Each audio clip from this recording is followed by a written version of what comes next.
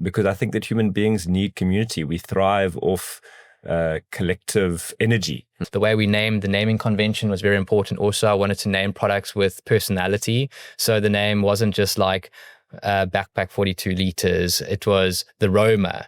We work together in this energy and in this movement to bettering the environment and the planet which we live in.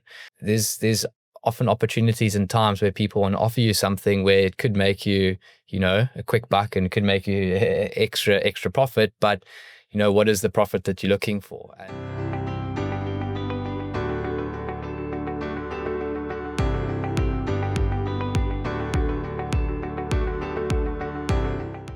Welcome back to the Training Portal podcast, where we unpack the stories, struggles, and successes of entrepreneurs that are building brands that matter. Today's guests are the co-founder and CEO of Sealand Gear. Sealand Gear is a proudly South African company and brand that has redefined what it means to create sustainable, functional, and stylish adventure gear. From turning waste materials into beautiful, durable products to building a culture of purpose globally. Jasper, Eales, and Adrian has truly created something inspiring. Jasper, Adrian, welcome. It's really good to have you on the show. There's a word when I look at your website called upcycling. What does that mean?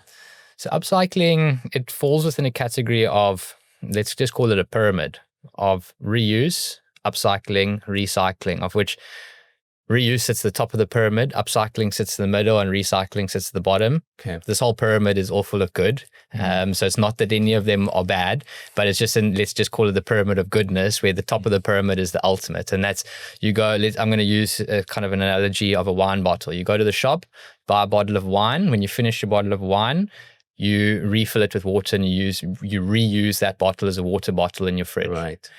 Upcycling would be taking that, buying a wine bottle, finishing it, then going and cutting it in half and making a candle holder of the one side and a cup out of the other side. Okay. So there's been a process involved where you've had to use a little bit of energy to cut it down, and you take an existing item and you reshape it, so creating value from that. Then the third is recycling, where your wine bottle after use goes through a whole process of washing, breaking down, washing, reshaping, reforming, which is more energy and water intensive, and that's recycling. So upcycling is basically creating new value to an existing material. Yeah, and that's what we see ourselves as specialists in this in South Africa and globally. I definitely feel that on a global level, we are a specialist when it comes to upcycling waste materials. And I've seen some of the waste materials you use is not just canvas, but it's old billboards. I mean, just sourcing of these things, besides sourcing it responsibly, what are the other sources of the waste materials that you actually, you use in your products? So the sourcing side has been very interesting, and also as the business has grown and scaled, we've had to become quite strategic about what waste materials we use and how we source them and how we process them. In the early days, a Sealand bag was completely upcycled and unique inside, outside, and every angle you look at the product. But that became quite tricky, one from a sourcing of fabric component, but also from just a retail level. It's fine when you're putting it into your physical retail store, but on online and e-commerce experience, it becomes pretty tricky and very labor intensive. We were at that point also wholesaling, and you would have a buyer who would buy it based on the idea and look and feel of the sample they saw, but then they'll get a variety of different colors and fabrics. And, if you have on a used yacht sail, it's got these, tarnishes or blemishes in the fabric, which is part of the story of the sail, which as a salesperson of the product, I'll sell you the dream, the imperfections, the perfection of the product, and the salesperson buys into that. But then when they receive it at the DC or when they receive the products, well, then maybe somebody doesn't understand. They think it's rejected or damaged. So those are some of the challenges. So we've refined our process, and what we're doing now is we've worked and developed in some very smart recycled fabrics, combined it with upcycled. So The area we've kept consistently upcycled in our product is the internal lining, which is the advertising billboard. And that's something which we've really kept as sort of like our unique, or not a secret sauce, but it's a unique factor, one of the unique components to a Sealand product is the inside of the bag is different every single time. And there's such a huge amount of these banners being used. I mean, even if you look at a banner here, at some point in time, you may be changing your font, your colors becomes redundant. Or if you walk into, let's just talk any big retail store, you walk in and they'll be campaigning or marketing what's the freshest veg this month, or what's the newest style t-shirt. At the end of the month or the end of that campaign goes down, it's redundant. So that's where we intercept and create new value from those banners for the lining of our product. Thank you. I've also seen an interesting stat. I think there was 100. Did you upcycle 105,000? Is it tons or kilograms or? Yeah, so we've upcycled over 105 tons.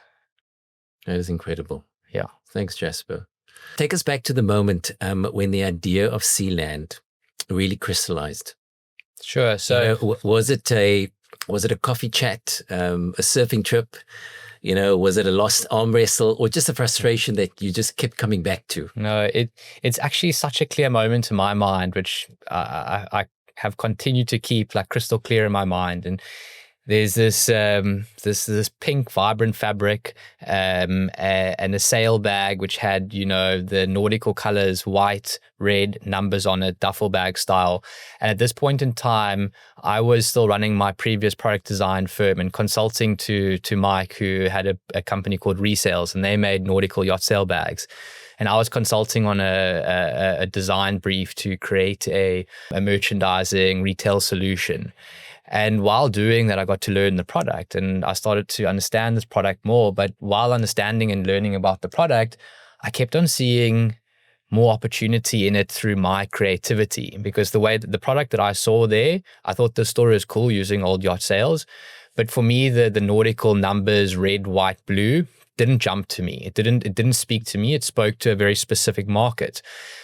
But I'm somebody who's incredibly creative and innovative with materials and the way that you bring these things together. And then based on the story I told you earlier about the reimagining waste material through my robots, I just started to see this opportunity of a brand which, took some of I started to see a brand which started to work with some of the principles of what I saw there with these yacht sail bags, but integrating more creativity, more brand principles, more design considerations. And that was really the moment where, there happened to be reasons why that business was needing to come to a closure, which presented an opportunity for something new to begin. And I think the stars just aligned and that all came together. And this idea of bringing something which was, proudly South African. Myself and Mike were both people who loved surfing, the outdoors. We're from Cape Town, hence this brand name called Sealand. One day I was driving in the traffic through Pardon Island after going to source some waste material.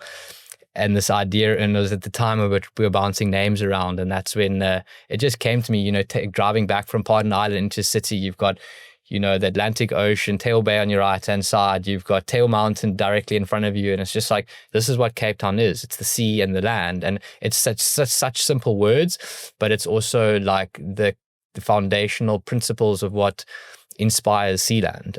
And it just came to me there, this word Sealand. Simple, clean, rolls off the tongue easily memorable. And yeah, I suppose that's it all began then. And that was 2015. I couldn't agree more. The name itself is just beautiful and simplistic in every form. It took me a while, though, to put the ocean and the land together. Yeah, I'm a bit slower, but I actually love it. Yeah, and I now understand also the symbolic meaning behind it and what it means to the brand. Yeah, and if I just go into the emblem, just quickly touch on it, is it's made up of 5 lines, which goes from the first line, or the top line is a profile of Table Mountain, and it goes down into the bottom line, which is a wave, which represents the ocean. So it kind of represents our fingerprint also being this unique mark, which is specific to who we are. And at that point in time, when we're developing the iconography, I had so many people telling me, don't put Table Mountain in because it's going to look like a tourism company. But I was so adamant that it had to be in there, but in a stylized way, which it removed it from like a traditional Cape Town tourism business, but had this ability to still have Cape Town integrated into it. But you look at the Sealand emblem now and you don't say, oh, that's Cape Town. You see it as an emblem or iconography of its own right.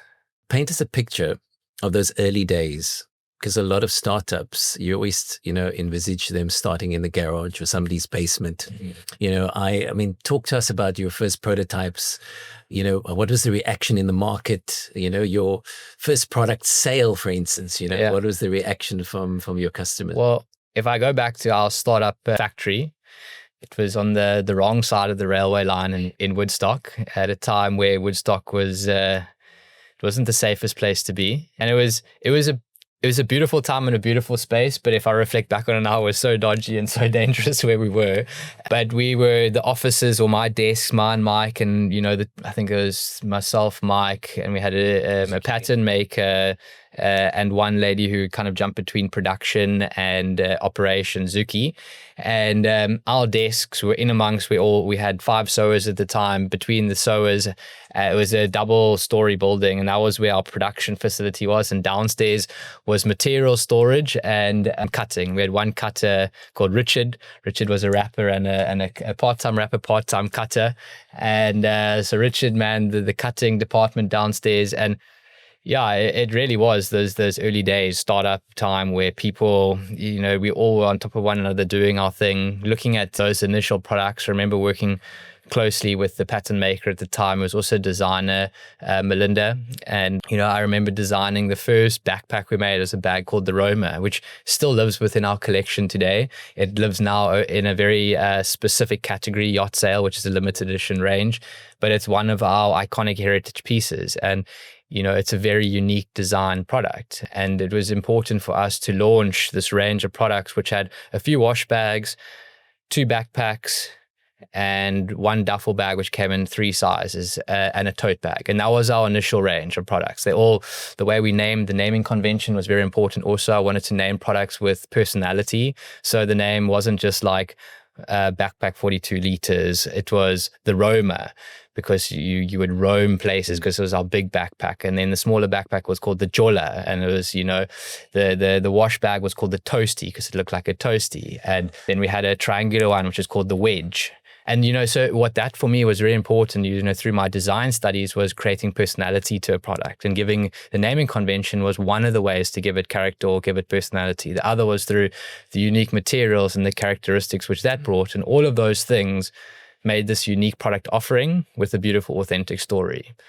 And the first place we sold products was at the Old Biscuit Mall, which I think quite a lot of Cape Town brands, that's where they started. I don't know how influential the Old Biscuit Mall is today, but rewind back to like 2010, 2015, that time frame, the Old Biscuit Mall was, was a real establishment, and all of your up and coming best product designers and designers all had stalls at the Old Biscuit Mall. At least I like to believe that. So you started, was it a stall, or was it actually a retail store? No. It was full on, like I had metal grids which we had to transport in the back of my bucky, and we'd put them up, link them together, had hooks, put the bags on, had like a trestle table.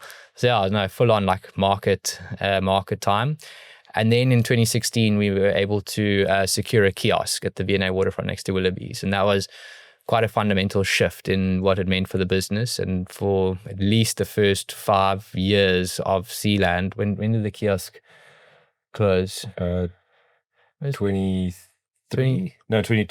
Yeah, a significant time. So for at least the first call it 8 years of Sealand, the kiosk represented an incredibly important revenue driver for our business. It was 10 square meters, which was an outrageous price we paid for it, but it generated a lot of money for the business, and it kept the business afloat. And because of its incredible location within the V&A, which is an incredible establishment in its own right, plus the great location, plus our great product, and we had great salespeople, it was such an important part of our business. So that will always remain a very significant component of what has allowed Sealand to continue to grow and to stay afloat in the early years of our brand.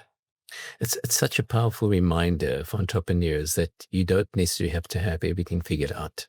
No, It's certainly about not. resourcefulness. It's about testing and, retesting and failing forward. And you guys have really lived that. So what an incredible journey. At some point, though, if you look at the evolution and the workshop and the kiosk and everything else, Sealand has stopped being a product and almost started becoming a brand and a culture to some extent. If you look at what's happening locally and, the culture that you've stirred through the product, through the upcycling and sustainability, it's a strong story and it's built quite a strong culture in the foundation of your business. And you often were quoted to say that Sealand is more than gear. It's actually a lifestyle and, set of values. What does that mean to you, Adrian? So, yeah, I'm a big believer in community. I think as human beings, and I'm a big proponent of why post-COVID, actually, it's great to work in an office. It's not always the most popular view, but I have a strong view on it because I think that human beings need community. We thrive off collective energy. And I think Sealand can play quite a significant positive role in that community and positive energy. Is that, when you buy a piece of Sealand gear, you become part of this community that has, a positive outlook on creating a positive change through waste alleviation or diversion, through all the projects that we get involved in, like the Sentinel Ocean Alliance, the Two Oceans Aquarium, our new foundation, Protect Our Paths, which cleans up the mountain and beaches of litter, through paying better wages to everyone who's involved in our supply chain. And so I think when you buy something from Sealand, you automatically become a part of that community. And then actually what tends to happen is that other Sealanders spot you. And you see it often, like, someone's got a Sealand bag and someone else sees in the airport and they clock each other and you're part of that community. And I think that's a very powerful thing. And I think that's something that we want to double down on as we continue to grow our brand, is to create this bigger sense of a positive community of people who stand for the same things that we do. And I mean that without being over evangelical. We're not trying to say we're changing the world. We're just trying to have a positive impact on the world and create a place where people feel happy to work and feel happy to be a part of it. So I think it's you can actually create something very powerful without preaching. And we're not preaching. We're just trying to create a positive momentum. It kind of stands so true to our mission statement, which is together we make our planet better. It's not one person, not a one person show. It's collectively us as the individuals involved in the brand, but also the support, the customer base, everybody together. We work together in this energy and in this movement to bettering the environment and the planet which we live in. It's never going to be perfect, but as long as you have this mindset of bettering, making progressive steps in the right direction, that's when we're going to be making a positive impact. And for me, one of the important things and one of my sort of outlooks in building the business and the brand was about building an aspirational brand, but with an educational voice and doing it in a way which is authentic. You referred to this great story and the brand is a great story, and a lot of people talk about that, but it's not a made up story. It's a real genuine story. It's one which, as a founder of the business, is one which is close to my heart. It's one which is just sort of like a natural evolution of the way that I've been brought up, the way that I operate and the way that we do things. And yes, it's far bigger than me now as an individual. It's this brand and it's a collective energy of people all contributing in different ways and different forms. But ultimately, we've positioned the brand in a way which it does have this educational component to it, but it doesn't feel educational. It just happens to put across messages which are responsible, and it suggests to people to make these small changes which have a positive impact on the way that we operate and the way that we tread through our days. Thank you. One of the things that's, very obvious is how deep sustainability is entrenched in your DNA. And Adrian, from your background in marketing and advertising, a lot of companies, shout this out, but it's not truly entrenched in their foundation. And if you look at your business, from sourcing to production to your culture, the people that you employ and the way you do business, you've entrenched this, firmly in the foundation. It's not just a buzzword.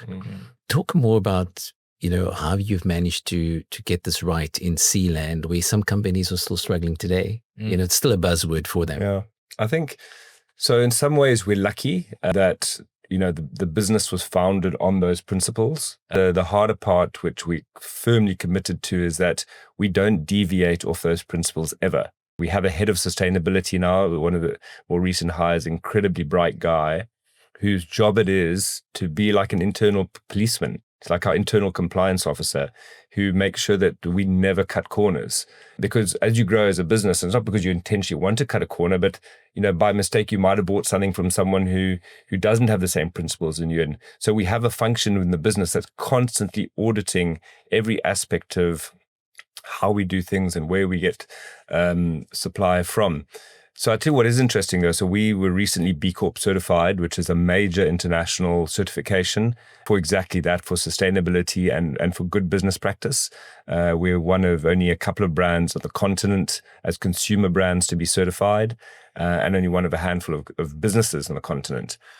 The interesting part of it is I was recently with a major retailer who, as individuals within this massive organization, there's also aspirations for sustainability, but the person that was the first to admit to say that for us, it would be close on impossible to be B Corp certified because of all the steps that need to be taken. And when you're this massive conglomerate retailer, there's a million things you're going to have to cover to get right. Mm-hmm. Whereas we started there and we stay there. So again, I think it's lucky that the business that Jasper foresaw from the get-go was based on these principles, and now we stick to those principles, and if anything, drive those principles even harder, which allows us to stay in that place, and allows us to be again authentic to who we are and to what the business stands for.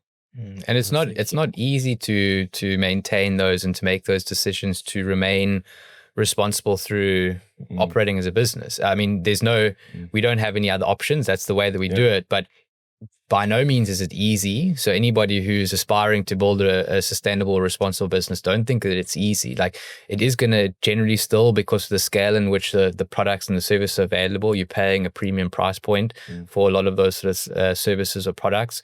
And there's often opportunities and times where people want to offer you something where it could make you, a quick buck and could make you extra profit. But, what is the profit that you're looking for? And the profit that we're looking for is one which takes people and planet into consideration. I mean, if I could interrupt there for a second, I said I wouldn't interrupt, but, so I, in my role, in fact, I think Jasper gets just as many as we get approached by bag manufacturing businesses across Asia on a weekly basis. In fact, it's actually, and as our brand goes, they come more.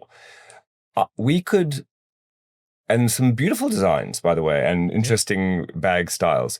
We could order 1,000 bags tomorrow from a factory in China, of which I know nothing about, stick our brand on it, sell it locally, cheaper than obviously it costs us to make stuff, and to Jasper's point, make money quickly.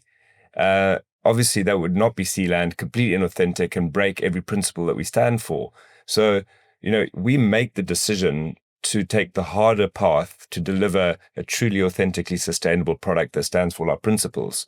And it's not without getting these temptations all the time, saying, oh, make this incredible bag really cheaply in China, stick your brand on it, and we can sell it locally. But we would be found out in a matter of time. And it's not what we're here to do. But so it's a decision you take every day. And that's what has allowed us to establish the brand we have today. And that's why our brand is trusted. It's why people talk about our brand the way that they do. And there's absolutely no way that we can jeopardize that, because what we've created and the credibility of our brand is so valuable. And it just takes one slip up. So we have to make sure that we are making the right decisions every single day. And that's what we're here to do. I think this is a great segue into, when you're trying to get growth, scale, and reach. And this is where the E-myth principles, it comes, the entrepreneurial myth, where everyone feels that when they're in the almost adolescence phase or the infancy phase and they're doing really well, it's easy to get that growth, scale, and reach. Building a brand with values is one thing, but building a brand and scaling it is completely something different. And that's why you have a lot of businesses that are not successful. How did you manage to move away from just Sealand being a workshop and now shifting into becoming a global brand? And what was the underlying principles that you've applied that have seen you through some of the toughest moments? I mean, I guess I can answer there. So going back to community, now I'll talk to team. And when I worked in the advertising industry, ironically, unlike most people in the ad industry, I didn't go to the red and yellow or AAA. I came out of UCT as a social science grad, but I was never an out-and-out ad professional. I'm first to admit it. But what I was able to do in my advertising career was to identify really great people that could come in to fulfill important positions within an ad agency and to build a fantastic team. And with that team, of which Jake Bester was one, and there's some incredible other characters I had in my advertising days, we were able to deliver above the odds. And I think the same can be said for Sealand. Together, Jasper and I have an incredible leadership team at Sealand that we've slowly been able to build as we've grown and be able to afford better people. You talk to the tiny team back in Woodstock. We now have a very professional outfit. The people who work in our business, I think, are real experts within the functions that they fulfill. And every day as we grow, we get better people, and we invest heavily in training, in culture development, in discipline, and all the things that really make a business hardy and sustainable in the business sense when times are tough. So it's no longer reliant just on Jasper or I. There's a really strong team in place there who have the same principles but are professional experts. And I think, if you talk to the ability to scale, that's what creates the ability, is the people that you build. So yeah, I think it's a very exciting time now because you talk about adolescence, but we really are at a coming of age, I think, as our team becomes stronger and stronger and are more and more able to help this business grow. And just on a product level, I mean, I think what you said is incredibly correct. But at the same time, if we look at where our product was when we started the business, there was no way that you could do the production capacity of which our business is requiring today and what it's going to maybe require in the years to come. And that's been from the product person. There's been a huge evolution in terms of how do we evolve these products, but ensure that they still have the critical magic, the magic and the components of what makes a Sealand product. So today, yes, the product, if you put it next to one of the first products we made, there's still going to be these common denominators between them, which will completely link and identify it as Sealand products. The one is going to be a little bit more refined and more professionally produced, but it's still a handmade product made with upcycled material or recycled or regenerative nylons. There's always a story attached to every component of a Sealand product, whether it's the first one or the most recent one we've produced. And that's also something which has been an important component to the scaling of our business. Adrian, when you look back at your first 100 days, I don't know if you want to call it your first 30 days, but was that a priority for you when you joined as CEO? I wish I could say yes, but to be honest, I don't even know what my priorities were at that point. So to put in perspective, we were in the midst of lockdown. We had just moved the business to Hout Bay. The offices were barely fitted out at all. It was the beginning of winter, which you'll know what it's like when winter first hits Cape Town, it suddenly gets dark and miserable. And it's COVID. We're basically bankrupt. We moved into half-finished offices and it's raining cats and dogs outside. And I sat at a desk and I was like, what have I done? What have I done? And there were cold offices. So I'd say the first 100 days were just trying to scramble to figure out a way. And to be brutally honest, it actually took me 365 days to get a strong sense, and probably then another 6 months after that. I would say if I went in 2020 during lockdown, and Jasper and I both know this, it was only by mid-21 where we actually refined the strategy that we would put Sealand on. That's actually what's allowed us to deliver to where we are today. And that, just to share with you, is we had a number of different revenue channels. We were wholesaling and exporting to the UK to really big blue chip brands like Selfridges and Liberty of London, which all sounded great, but actually weren't making us any money. And so it was only by the end of 2021 where we decided to focus on building a direct-to-consumer business in South Africa, cutting out wholesale, focusing on a set product range, refining who our hires would be over the next 2 years, that we really put the business on the right railroad, which it is today. But that took time. And again, COVID was definitely not the best time to start trying to figure out a strategy. You have to remember, there was a time when our retail stores would do 0 in a day. We've all been there, so I don't want to repeat the stories, but it wasn't the best time to start. Would you refer to that moment, COVID and, pre-settling of Sealand, would you describe it as one of your darkest moments? And, you mentioned how you push through, but what are the lessons for, entrepreneurs that are starting out and will experience these dark moments? We talk about resilience, but what does it actually mean? I think it's great. Resilience is not something you just pull off a shelf or a textbook, and that equips you, to survive as an entrepreneur.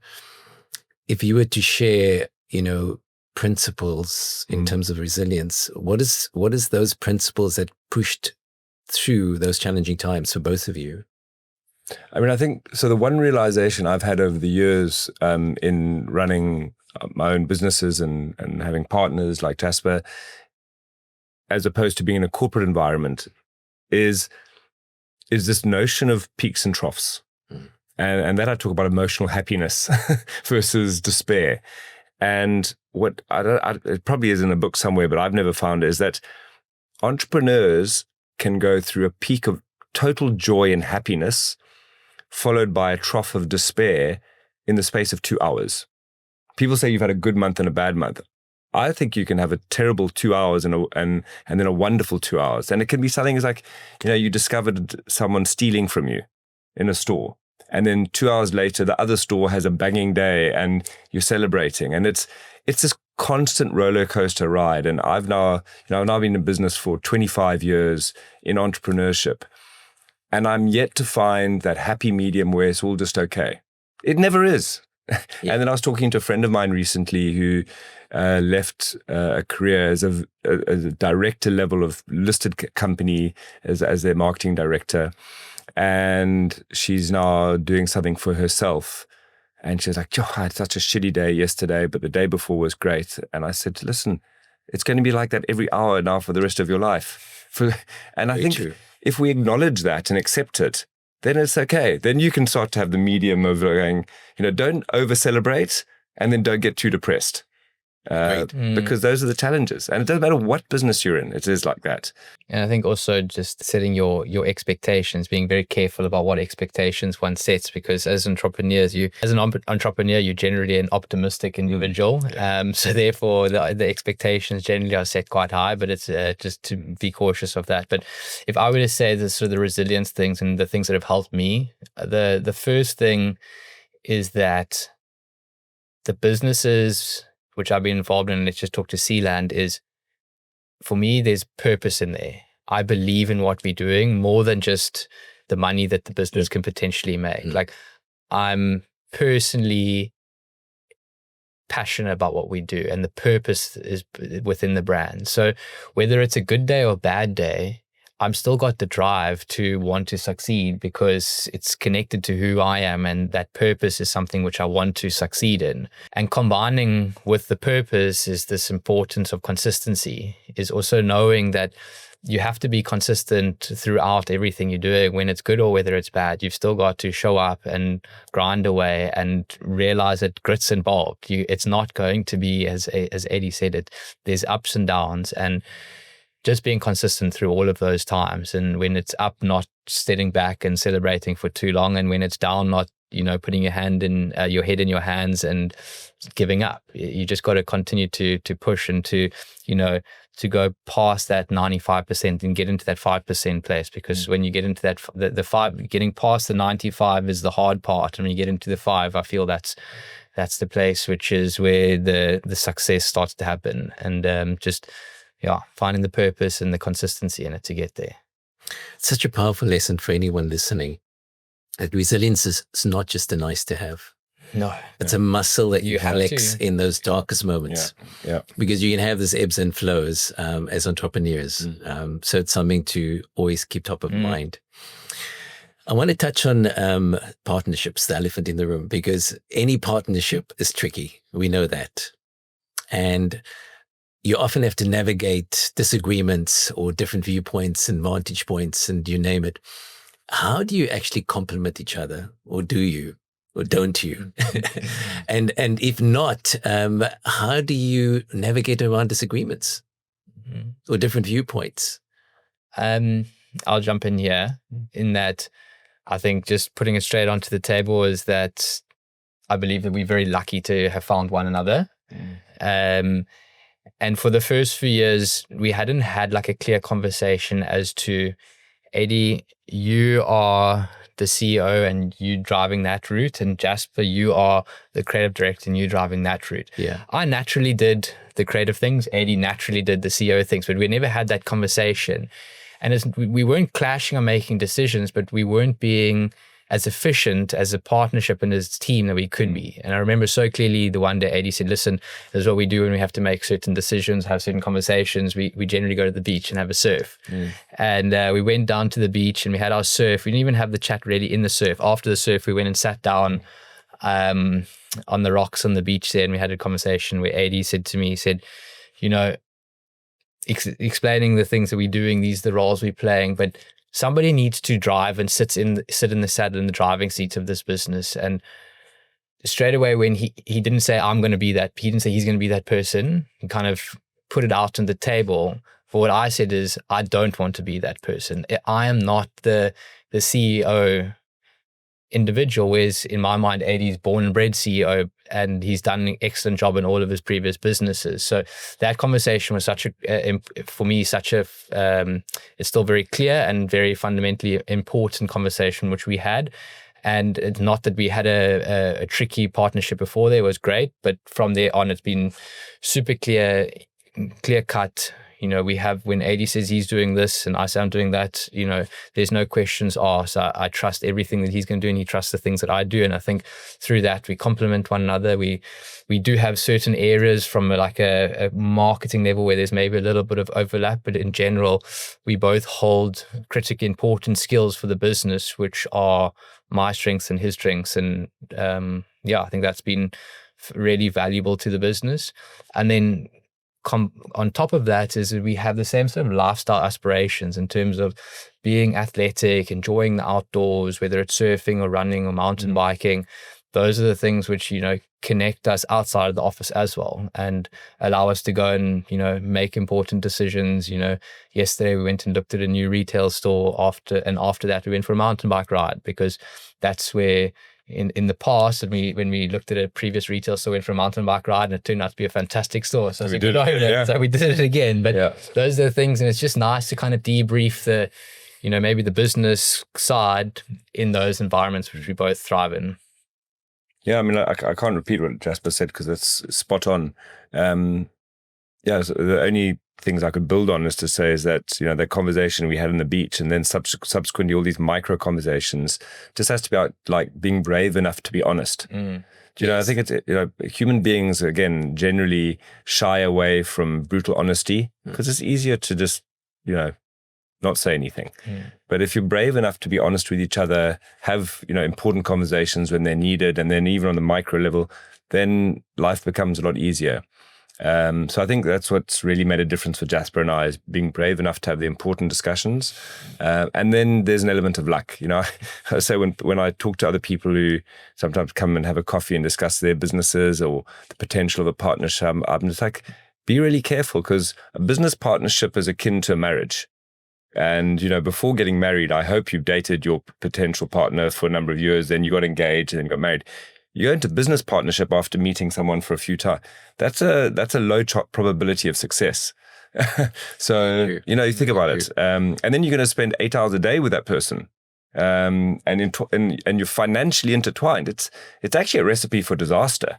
So I think, again, the fact that it's worked out so well for Jasper and I is, we have great principles, but we are lucky that we have complementary skills and we have similar values, and we're not exactly the same. But, one thing Jasper didn't mention is our approach to our families. We're both very connected to our children. We make time for our families and our kids.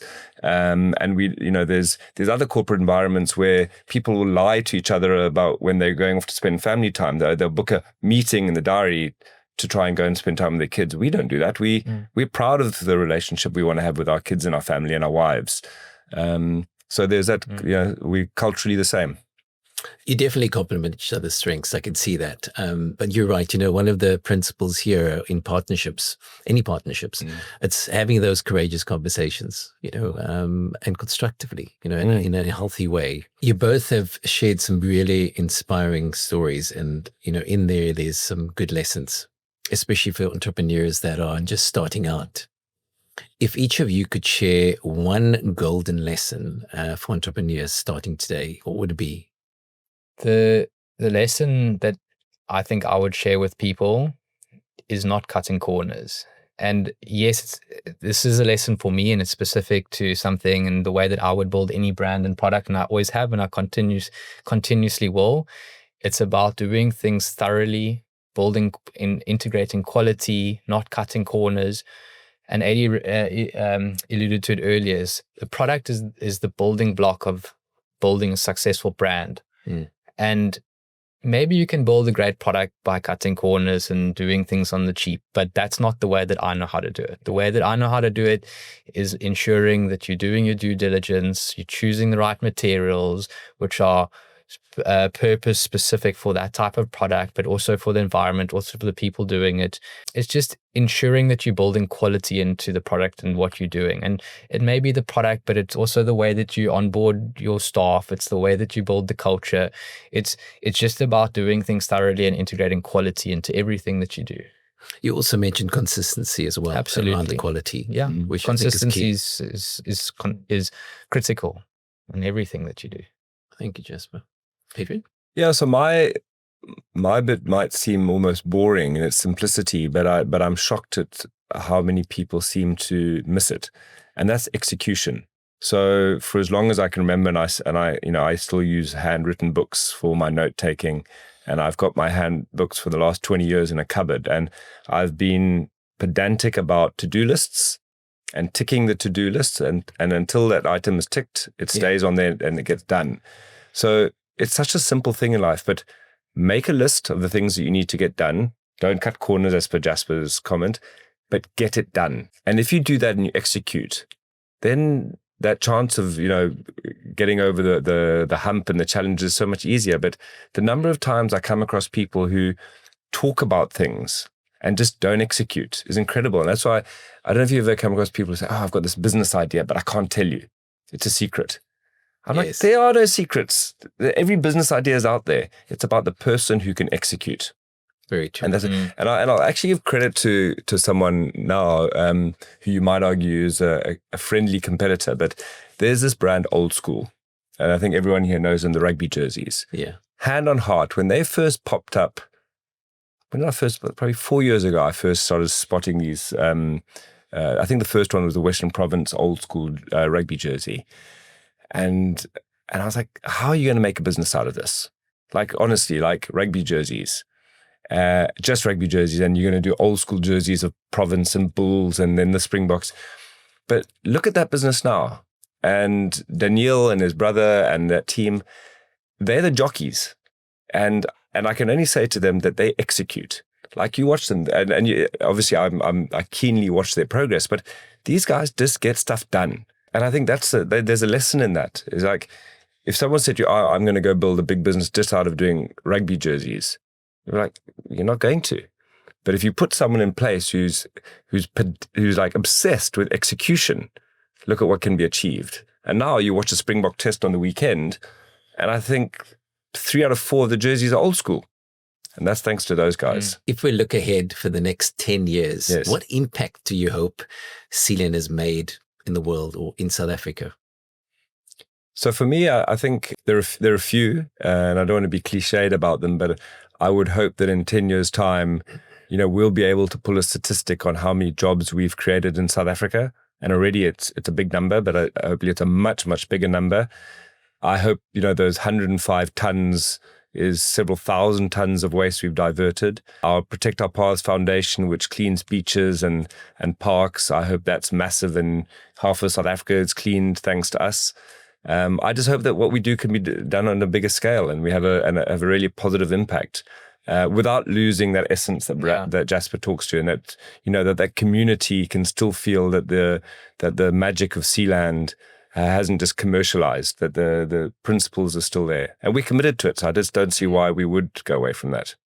True. Yeah. I mean, I don't have a huge amount more to add to that list other than just emphasizing the ability for us to grow, but to stay true to ourselves in that journey and the importance of that. And I feel like that's one of my real responsibilities as founder of the business, is to always remind, as we're growing, we're hiring new people, making sure that everybody is buying into the core values of what we stand for, and not to ever lose that as we grow. Beautiful. Before we close, one last quick fire for you both. Adventure to you is, Jasper? Fun. Adventure to you is, Adrian?